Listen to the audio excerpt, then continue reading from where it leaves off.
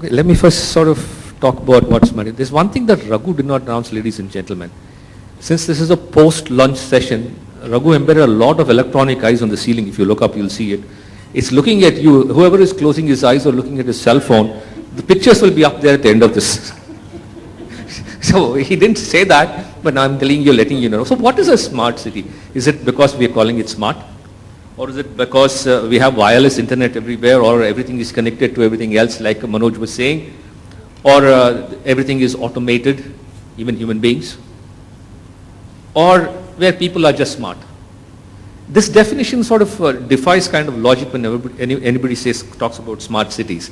To me, when I see smart cities, I think of cities that are synchronous with nature, filled with people who are in sync with nature. And those are the cities that are smart. All the ITC part of it, all the connectivity part of it are just tools to enable this.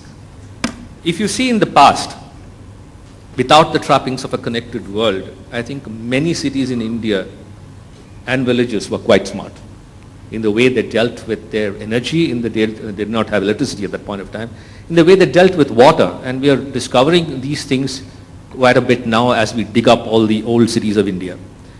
If you look at this, but today we cannot go back into the past.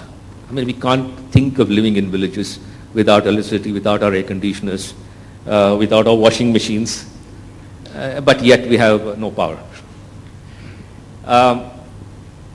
Basically, if you look at smart cities today, I would define it as those habitats that create, consume and destroy, the trinity again, Manoj, simultaneously, in a sustainable fashion. And that to me is a smart city.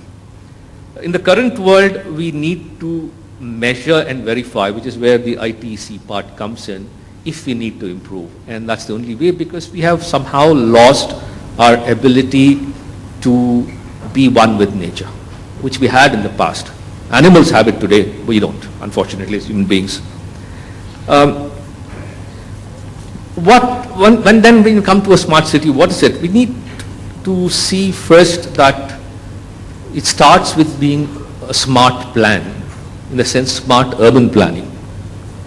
Without a smart urban planning, nothing starts. And then you have to have smart governance. Brotin spoke about the way you sort of get, approvals, etc. Smart governance where you say things can happen online quickly, immediately. We also need to integrate the people with the dwelling units, with their factories, with their houses, with their gadgets, with the transportation available, and not to forget the agriculture part of it.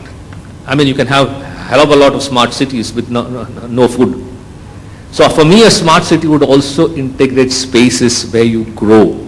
At some point of time, and when we had discussion with Raghu long years ago, but a couple of years ago, I was thinking that in the future, every building will be a city, a smart city with its own, what you call, environment.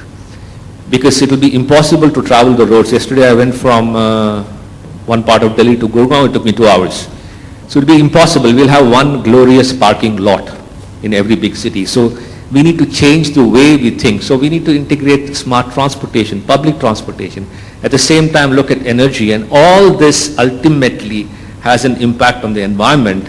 And I would say that those cities that have the least impact on environment, but yet improve the quality of life, livelihood, health, and the wellness of all the sectors of society would be called a smart city. That to me is what is a smart city.